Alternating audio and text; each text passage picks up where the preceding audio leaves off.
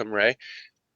So just to let you know, the final written exam has been confirmed. It is on Friday, April the 19th. The time block is scheduled from 1 to 3 or 1 to 4.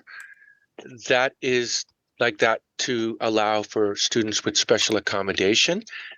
The final written exam is only 90 minutes in length. So you have 90 minutes to complete that exam. And it's roughly about 100 questions on it. There's 3 sections: short answer, multiple choice, and true or false.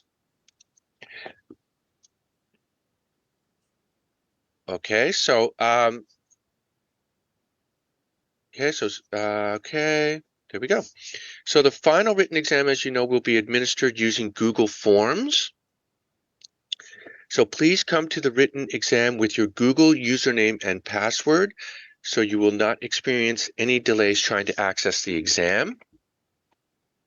You may be challenged for MFA authentication when accessing Google Forms from a lab machine, so please be prepared for this when you arrive to write the exam. That is super important. You're not going to be able to have your phones and stuff out after you've done the MFA, so please make sure that you know your Google password when you arrive on site to write the exam. Assigned seating will be in effect for both the written and the practical final exams, and it's going to take place in rooms 326 and C330, as is noted here on the page. And after the exam, if you could please remove the lock from the locker if you used one.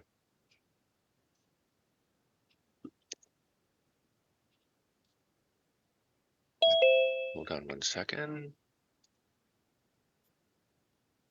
Recording in progress.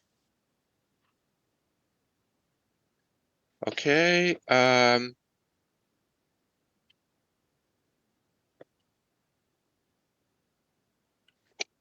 So the most effective way to prepare for the final written exam is to review the answers to the questions that were on the weekly review quizzes that you completed over this semester. If you do not know the answers to the quiz questions, I encourage you to listen to the Thursday cloud recordings to hear the answers. It's important to note that the questions are going to be scrambled, which means that no, I don't believe I recorded Monday's class, Charlene. Oh, dang. I don't believe that one was recorded. I just realized now that I had to record this one, in fact. So it is recording now, I believe, right? Yeah, it is. Okay. Okay. Where was I?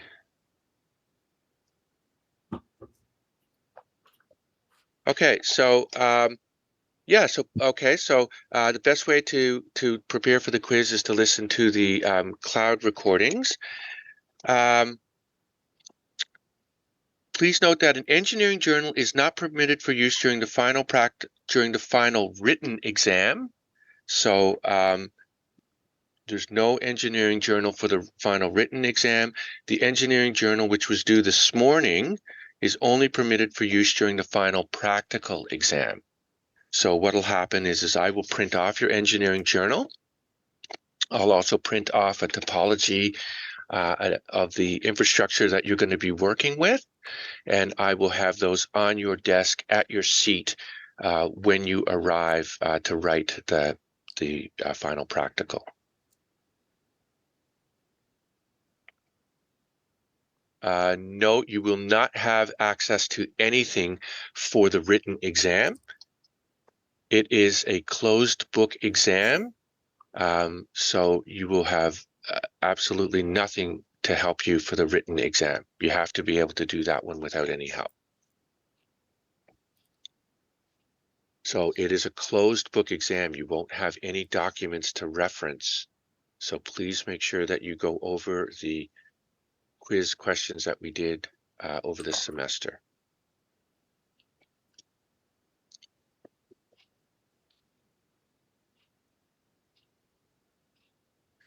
Okay, so students who arrive late for the final written exam or the final practical exam will not be granted any additional time. So please make sure you arrive at least 10 minutes prior to the scheduled start time for both the written and the practical exams. So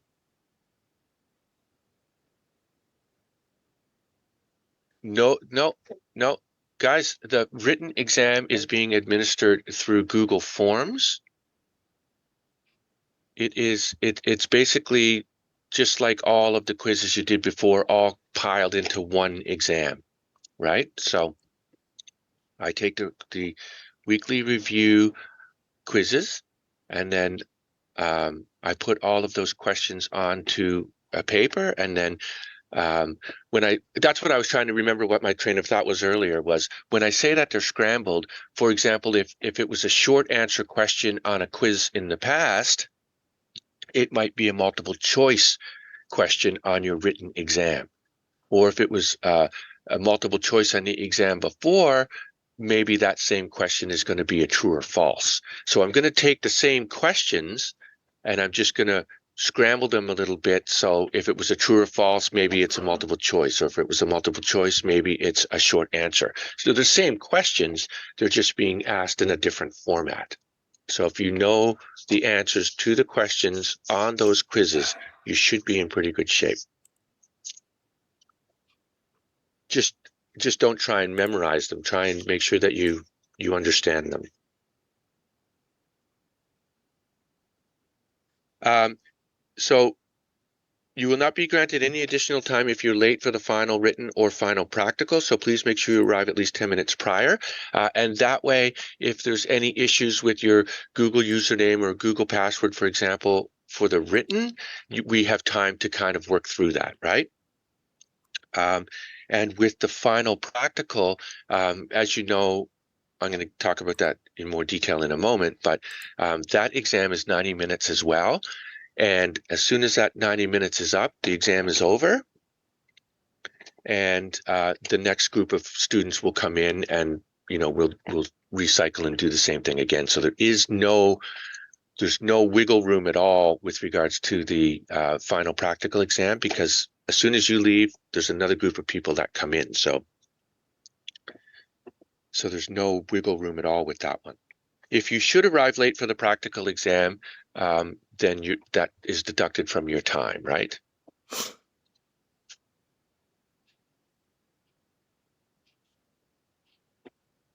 That's a good question. If the question that had partial marks in the past was awarded, in other words, on the weekly review quizzes, then the same would happen on the final. I don't usually if I ask a question on the final that is multiple answers, usually it'll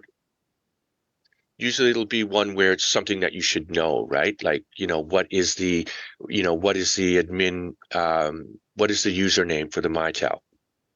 Well, everyone should know right now that that's admin, right? And what is the default password?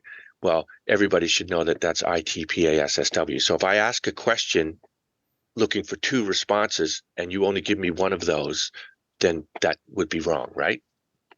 Because you should know that one by now. So yeah, I'll have to look at that, Ryan. But if it was one that I gave you partial marks before on a weekly review quiz, then the same would apply for the final exam. Like we remember.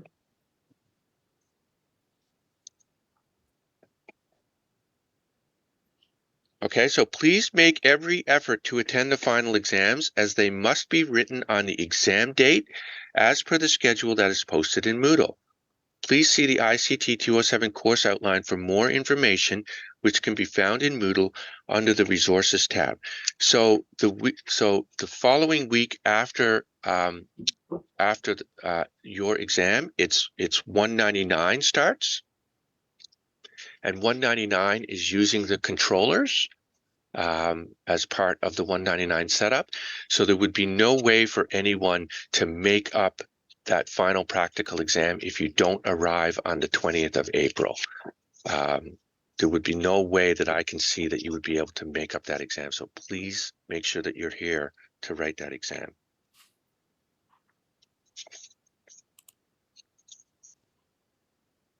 Okay, that's it for the written notes on that one. Okay, so practical exam. Students will be assigned to the controller as per the final practical exam schedule, which is right here. And as you can see, that's been confirmed. And this is where everybody is. I think everybody knows now what system they're assigned to and also the time slot. So make sure that you review this so that you are at the right time slot. Remember, each controller is going to be in use for the most part. So if you don't arrive at your scheduled time slot, there's really no way for me to squeeze you in anywhere else. So it is super important that you make sure that you arrive for your scheduled time slot. Okay. Okay. Here we go. Come on. Okay, so as previously noted, the engineering journal will be permitted for use during the final practical exam. The network topology diagrams submitted by each group of the infrastructure you are assigned to will also be permitted for use. And as I mentioned, I'll have that sitting at your seat when you arrive. You should arrive at least 10 minutes early. The final practical exam is 90 minutes in length, and it will consist of approximately 30 tasks. Again, due to time constraints, no additional time will be provided. The exam ends after 90 minutes, whether you have completed it or not, and there's no exceptions on that one, just because of the time constraints. Okay, so I tried to list the tasks in order as best I could. So students will have to complete several tasks in offline mode before they will be able to establish communication with their assigned controller. And that is by design. As you know, we're going to be cycling 4 students at a time from, I think, 9:30 in the morning until 5:30 at night. So, so I have to pull all the jumpers, reset all the controllers. And the easiest way for that to happen is if the first, say, 15 minutes you're doing offline programming. That gives me time to reset everything,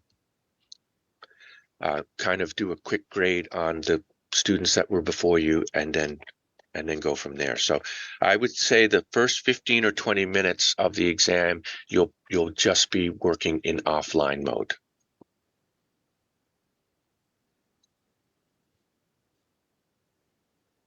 Yeah, because all the layer 1 cabling and all of the previous cross connects have to be removed.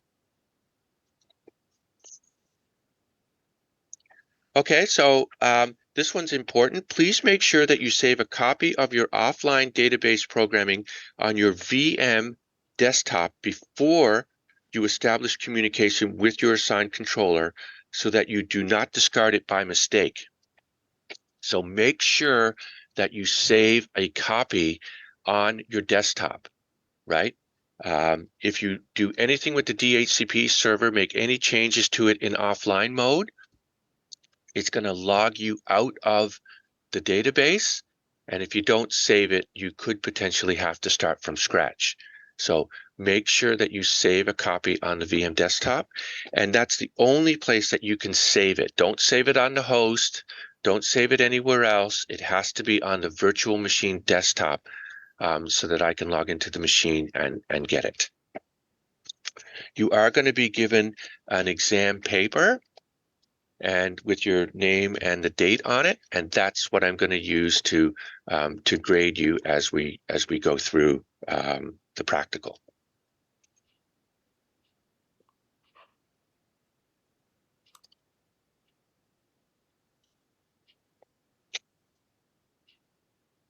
Okay, and then I have here, the controllers will be configured with a blank defaulted database with the IP settings and the subnet mask settings that match the exam scenario. Students will need to use the default password in order to establish communication with your assigned controller the first time you attempt to connect to it. So the first time that you would try and attempt to connect to your controller, you will have to use the default password, and everybody knows what that one is, right? And then after you've changed it, it's going to ask you to change it, and you're going to change it to, yes, that's right, Tyler, ITPS PASSW. And then after you put that in, it's going to ask you to change it, and then you're going to change it to what's written on the exam paper, and then we'll be good to go. So I did check the work from yesterday's lab group, and it looks like for the most part, almost everybody got everything going. I know the house phone was working, the digital phones were working, and the IP phones were working. So congrats for getting that done. If you were able to get that done yesterday, you should be fine for the final exam. So good for you. And yeah, I look forward to L01 tomorrow, which is the last lab class for this class as well. Okay, so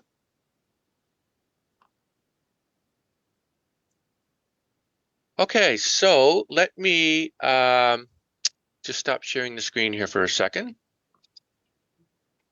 and see if I can find where I put this exam here.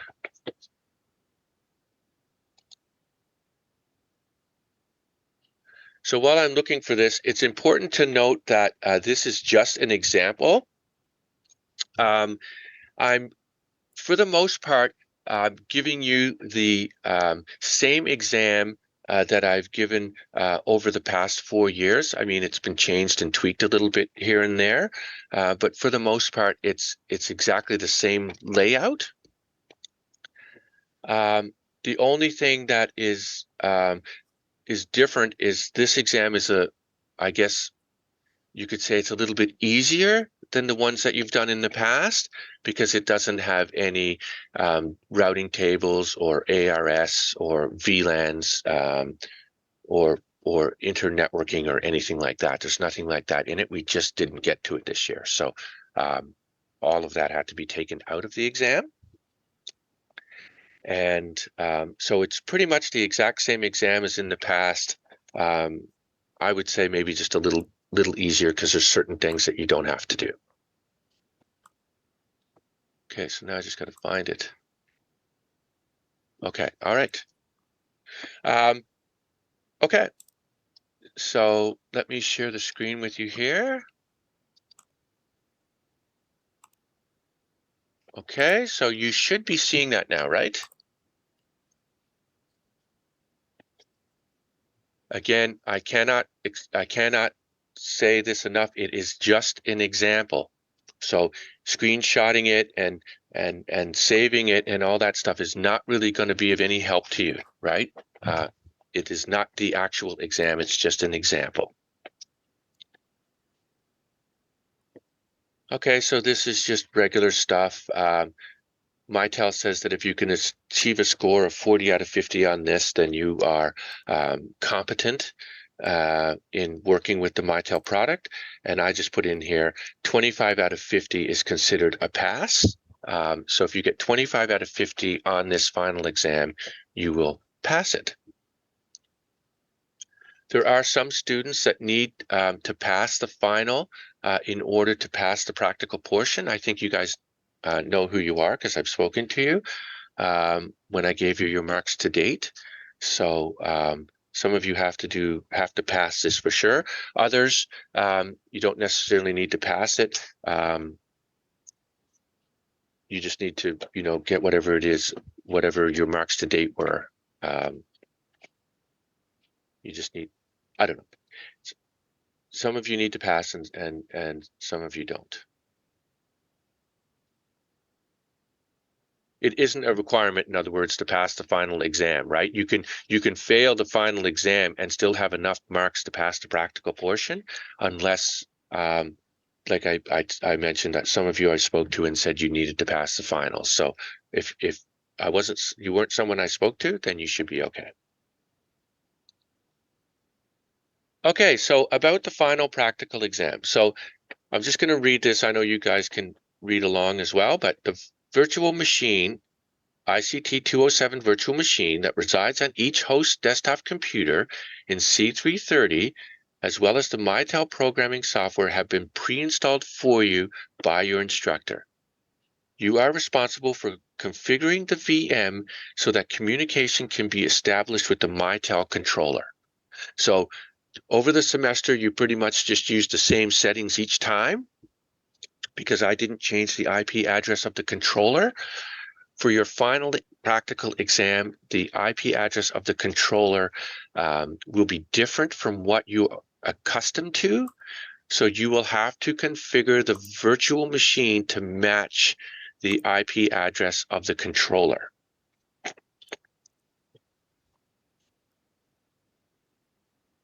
A partially built final practical exam database can be found in the MyTel exam resources folder located on the desktop of the virtual machine. Complete as much of the programming as you can in offline mode, see the last page of this exam, before restoring a copy of the database into your assigned MyTel system. So I mentioned that just a few moments ago. You'll probably spend at least 15 minutes or so in offline mode at the beginning. Once you've gotten past that part, then you can connect to your controller.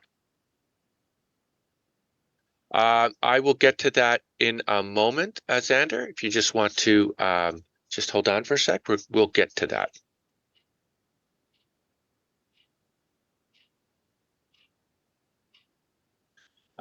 So this year, the PSTN connections have been partially completed for you. Please see the demarcation tag located at your assigned telephone room, whether you're at A, B, C, or D. So there won't be a bottleneck in C330. There'll be nothing that you'll have to do there. It'll be similar to the last two review labs. Well, there's a review lab tomorrow, but you get the idea. The PSTN trunk will be demarked at the MDF at your assigned space. So you just need to jump right to your controller. Okay, so that should make things a little bit easier too. That should give students a little bit more time. Students are responsible for completing all the layer 1 cabling that is required in order to establish communication with their assigned MyTel controller, and any cabling and or cross-connecting that is required for the PSTN digital IP and analog connections. So you're responsible for all that layer 1 cabling. I'm thinking about color coding the patch cables, but I'm not sure at this point. I am going to talk about this as well a little bit later. If you've plugged in a cable to your controller, it is super important that you just don't start unplugging cables because you can unplug somebody else. And we all know that if you unplug somebody else when you're doing a restore, it's going to default the database. So if you plug something in and then you're not sure what you did, please don't unplug it, because if you do, you could inadvertently unplug somebody else, and that would not be a good situation. So if that happens, then you'll have to see me so that we can figure out what to do.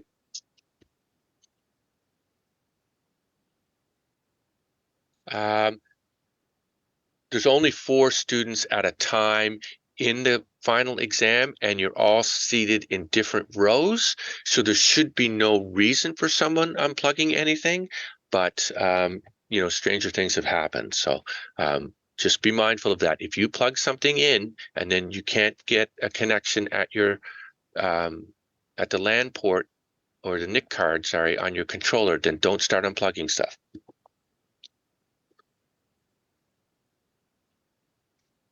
Okay, students will be assigned to the infrastructure location as per the final practical exam schedule that was posted in Moodle on the 15th of March and discussed with students during the last few review labs. Engineering journals and network topology diagrams will be permitted for the 207 final practical exam, so that's a good thing. Digital, IP, and analog devices. So let me go here for a second.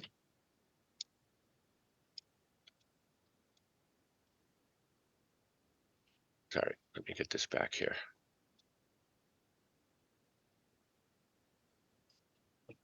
Okay, sorry. Okay, so that's good. Engineering journals allowed. Yeah. Okay, so digital IP and analog devices, see table 4, which we'll get to in a moment, will already be placed but not plugged in at the infrastructure location work area that is associated with the MyTel controller you are working with. So just like in the past, we will have the phones. There'll be one will be mounted on the wall, and the other 3 will be on the desk with the single line telephone.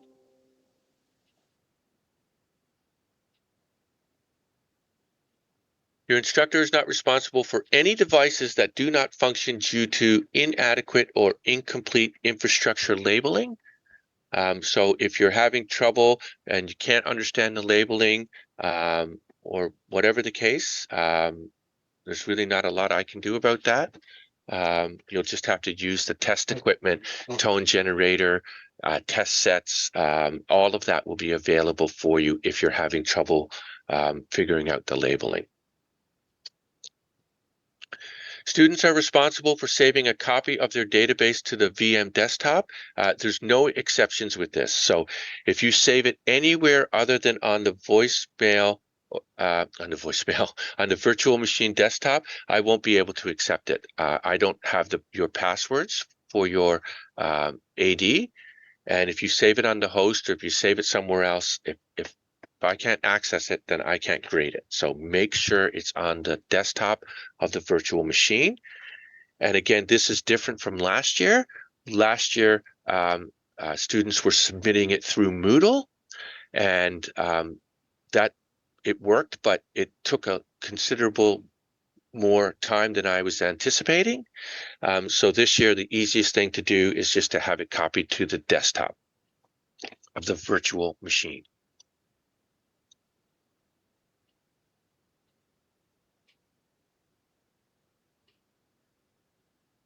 Okay, so supporting documentation for the MyTel controller can be found in the MyTel exam resources folder located on the virtual machine desktop. Students are encouraged to use the help index feature that is embedded in the MyTel MyVoice programming software for troubleshooting purposes. And then it says you will have 90 minutes to complete all the exam tasks, so use your time wisely.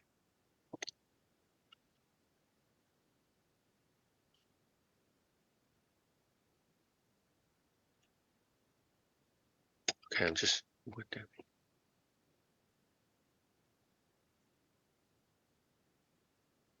I'm not sure I understand the question.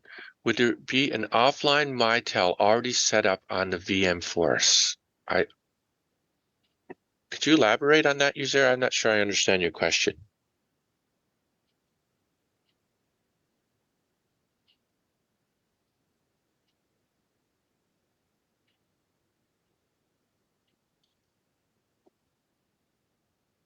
I'm not sure if you're talking about right here, what I just talked about a moment ago. Is that what you're talking about?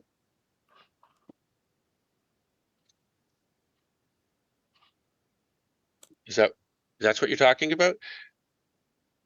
Okay, yeah, of course. There has to be a partially built final exam database on your desktop, right? How would you be able to work in offline mode if you don't have a database? Okay, all right. So a partially built final practical exam database can be found in the MyTel exam resources folder located on the desktop. Okay, so again, I cannot stress this is just an example to give you an idea of what you can expect to see on that final exam. Okay, so your company has just, this is the scenario, right? Your company has just sold a Mitel My Voice Office 250 system to the town of Osoyoos, located in beautiful British Columbia. Although Osoyoos, okay, is not a large town. Okay, I don't really need to read that, I guess, but basically, here are the design and programming requirements specified by the town of Osoyoos. So I will tell you that the time, the system date and time are super important, and so is the time zone. So obviously, if they're installing this in the Soyuz, they'd be on Pacific Standard Time. So make sure that your controller is configured for Pacific Standard Time. Okay, so here's the login information. So the password for the virtual machine will be written on the whiteboard. So when you come in, the password will be on the whiteboard to allow you to log into the virtual machine. The Mitel database name that you will find in that folder is going to be called Practical Final Exam 2024 or something similar to that. The Quick Connect username obviously will be admin, and the Quick Connect password will be shown here in the box instead of the 8 X's that are currently in there right now. Okay, so the Quick Connect password will be here as well. And that will allow you access to the database. Okay, so you can see here, table 2 is the controller IP information. You can see that the host name is 207-final-exam, or again, something similar. You can see that you've got the processor module IP address, which is here as well, with the subnet mask. So you'll have to know Fuck off. I'll probably end up giving you this information here. You'll probably most likely have this information right here. There will be no gateway configured.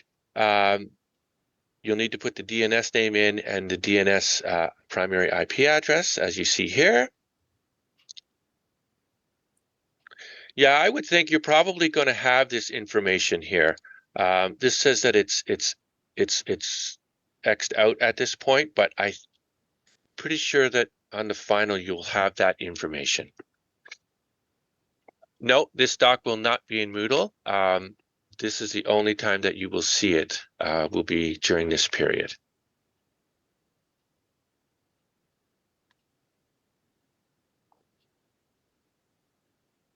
Okay, so the DHCP IP address ranges are, in this example, they're already there for you.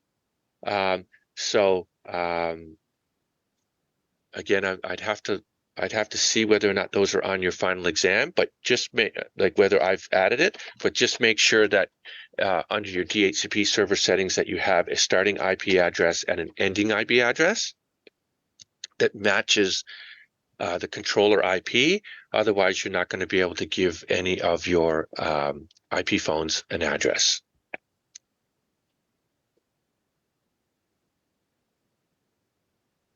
Here are the DHCP options. This is really only here. This only serves the purpose so that you know what the options are supposed to look like. So when you check your DHCP server, just check to confirm that all of these options are in there. If any of these options are missing, then you know that you would have to default the DHCP server in order to put them all back into place, right? Just like we talked about during previous lectures. You know what to do if any of these are missing. So this is really just for your information. You don't have to go in and create these. They will be there already. It's just to give you a guide so you can see if any are missing. Okay. And there will be some tips that will be included on the exam paper with regards to the DHCP server and what you would need to do if you make changes to it and that sort of thing. So there'll be some tips here as well. On this example, these are the digital circuits that you'll have to create. So you can see this is like we did in the labs 1, 2, and 7, and 1, 2, and 11, both of which are digital phones.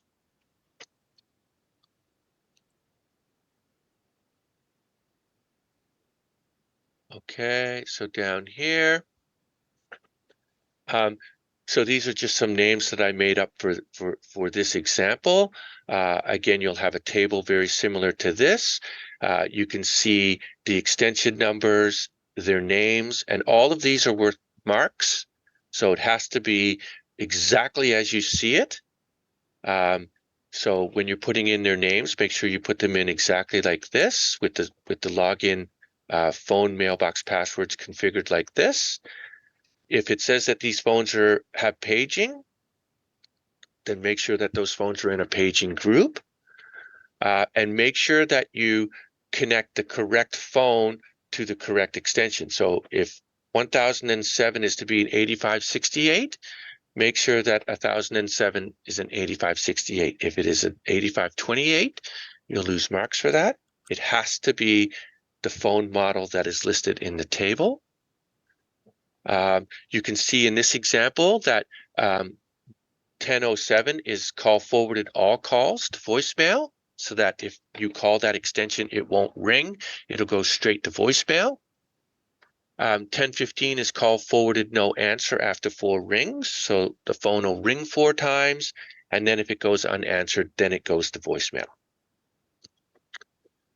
1020 is a house phone. It doesn't have paging, and there's no call forwarding or anything else on that phone at this point. And then there's 3 tips that will be included on the exam paper with regards to this table. The tips are there to help you, right? Okay, so there's the paging zone information. So if I was to pick up the phone and dial 9600, for example, then all of the phones in that paging group should hear my voice or should hear your voice, right? Because I'll get you to test the paging to make sure that it works. And when you do so, it should broadcast over all of these extensions that have paging.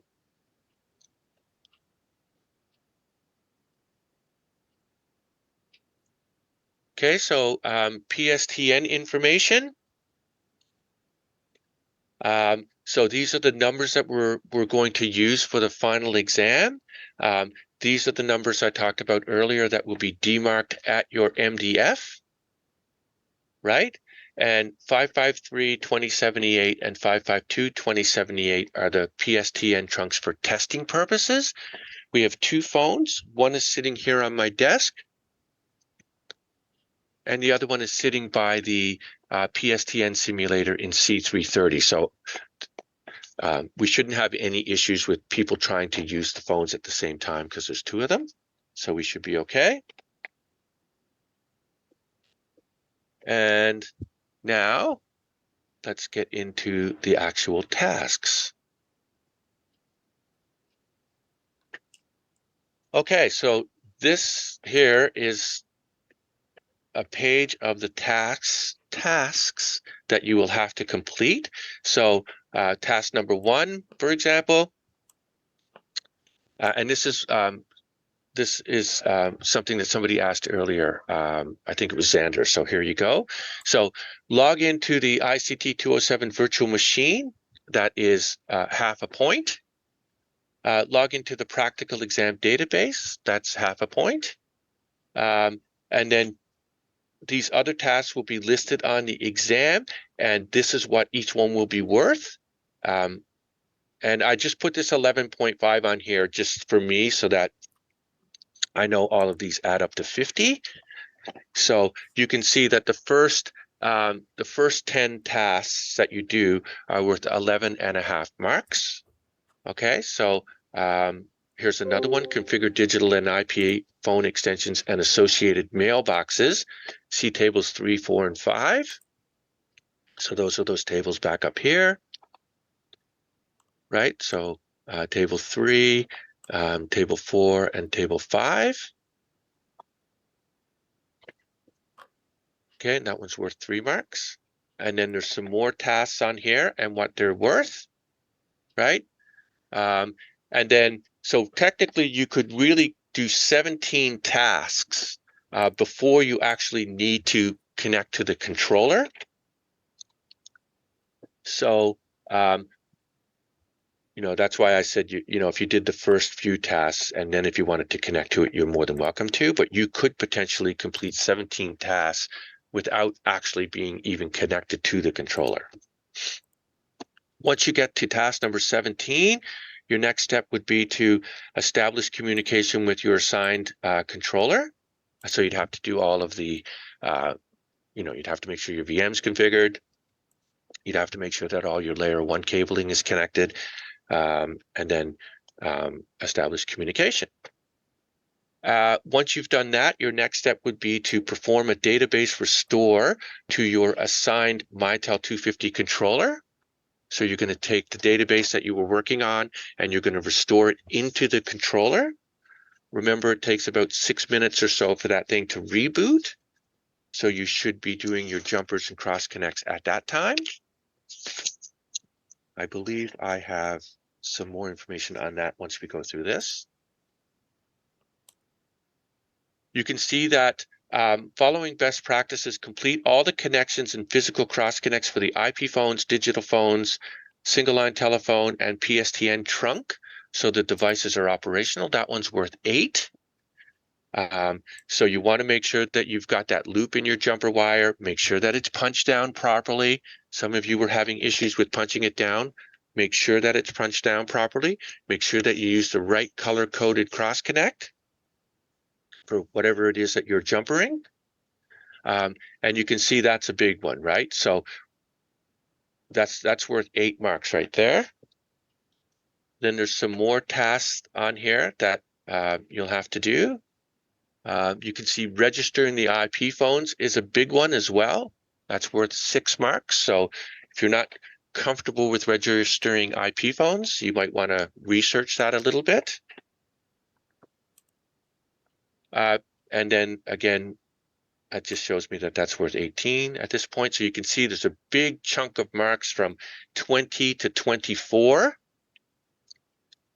So you really want to make sure that you're comfortable with these tasks.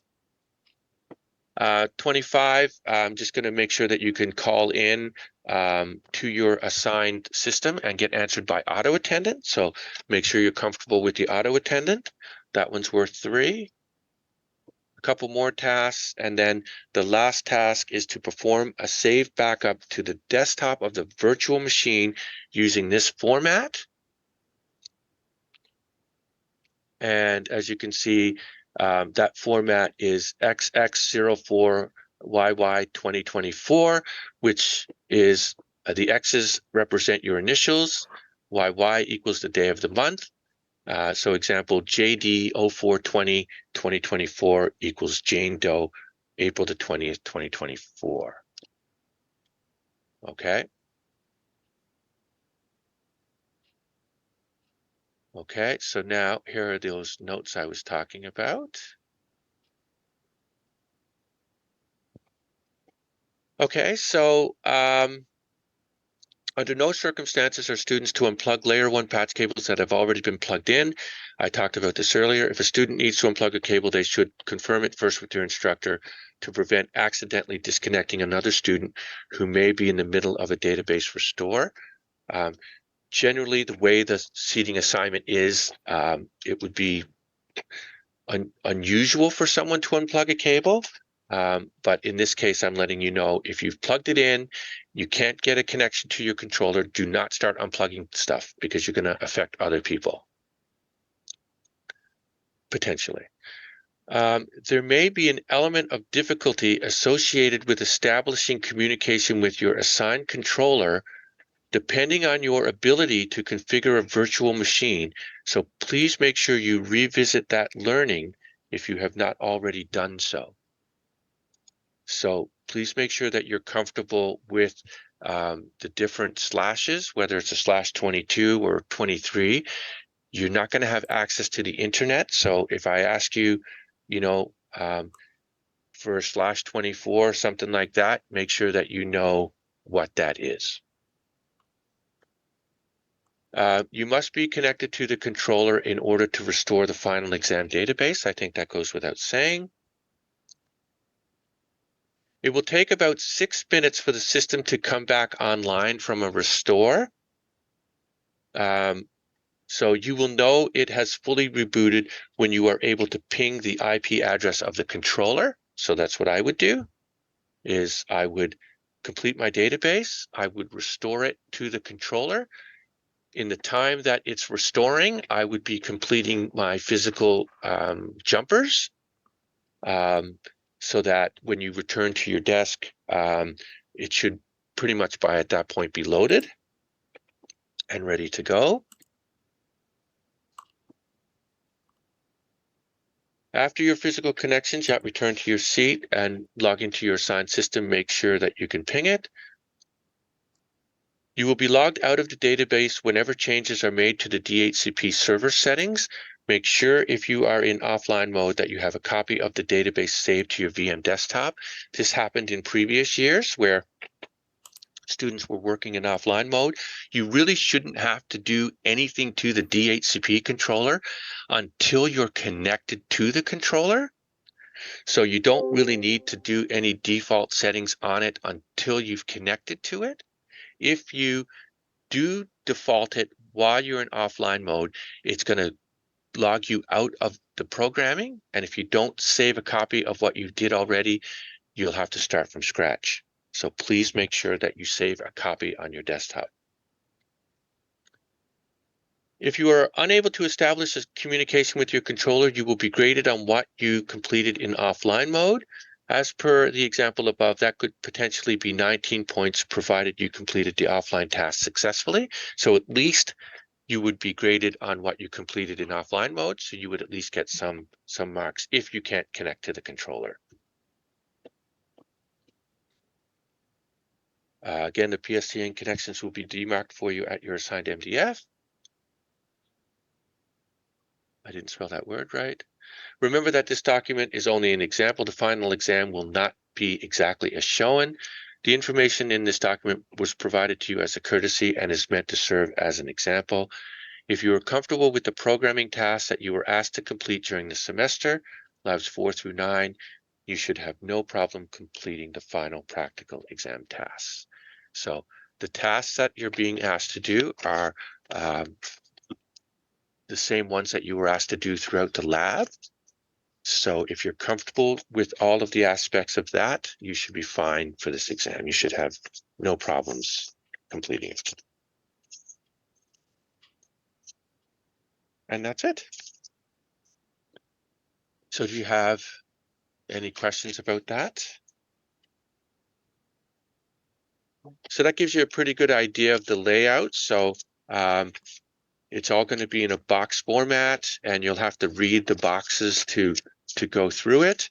The functionality tasks, so the ones that are from 21 to 28 in this example, I will have those tasks pinned to the work area where your phones are, so that you can just look at those tasks. You don't actually need to walk around with the exam paper in your hand. It'll just be posted on the work area in front of you, so that you can see what the tasks are. Okay, because those tasks are going to be, for example, show me that you can record a company greeting, or show me that you can leave a message in one of the mailboxes. Those are the types of things that you'll have to demonstrate that you can do, right? And that's where the chunks of the marks are. So if you can show functionality, then you would do very well, right? if you can show functionality.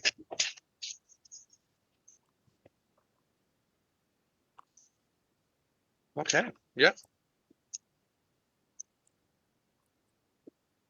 Okay. That's all I have.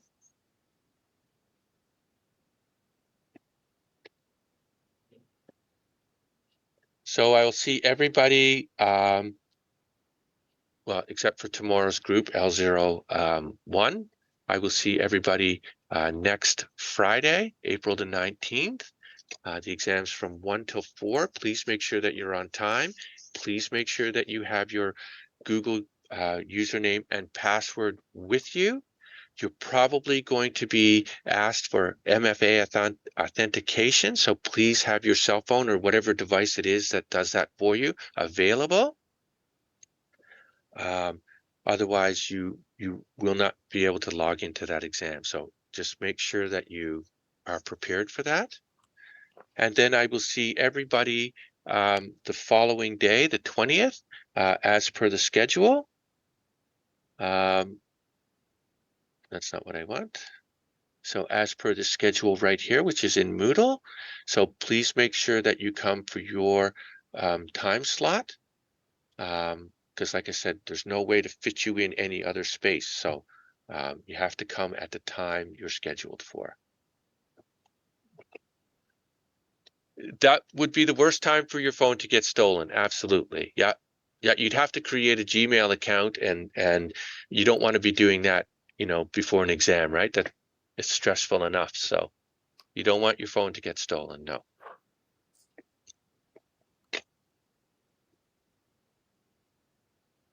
You could always make one. Yeah.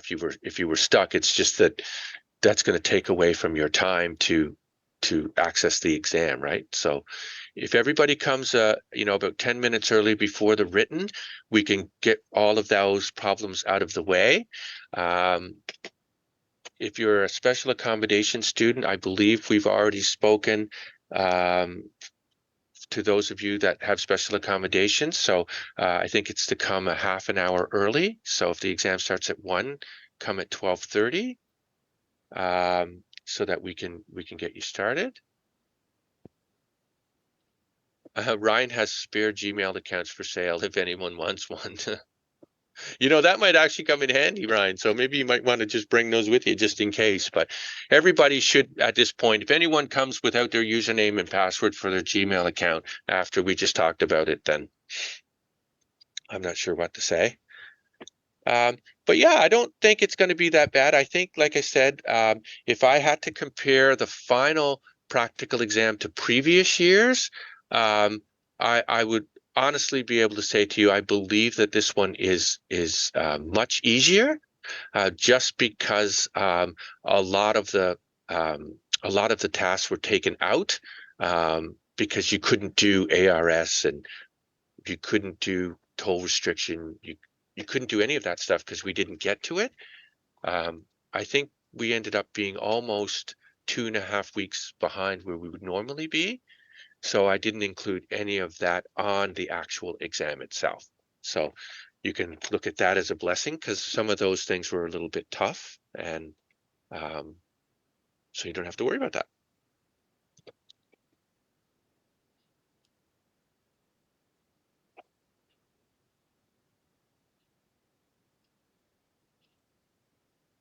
Okay. All right. So if you don't have any other questions, then I'm going to let you go. Thank you to those of you that submitted the engineering journals. And I, again, will make sure that those are printed off and ready for you when you arrive for your final practical exam. And good luck. It was great teaching you. It was fun. I hope that you're all going to be successful, and I hope that you all have rewarding careers in this field. It's a lot of fun, and as you know, it can be very rewarding. So good luck with that, and I will see L01 tomorrow for your final lab. And again, those of you last week that had trouble, we just found another computer, by the way, that was reversed. So we're not sure what's going on, but there was another computer in C326 that had the cables connected to it incorrectly. We just found it this morning. So we're not really sure what's going on, whether someone's doing it on purpose or not, but yeah, so on that point, Jessa and Xander, I believe, and Dan, if I'm not mistaken, if you guys need that little bit of extra time on Friday because of that situation last week, that's not a problem, right? We'll make sure that you get the same amount of time on the gear as everybody else. Yeah, it's very strange, very, very odd. But anyway, thank you. We'll see you next week.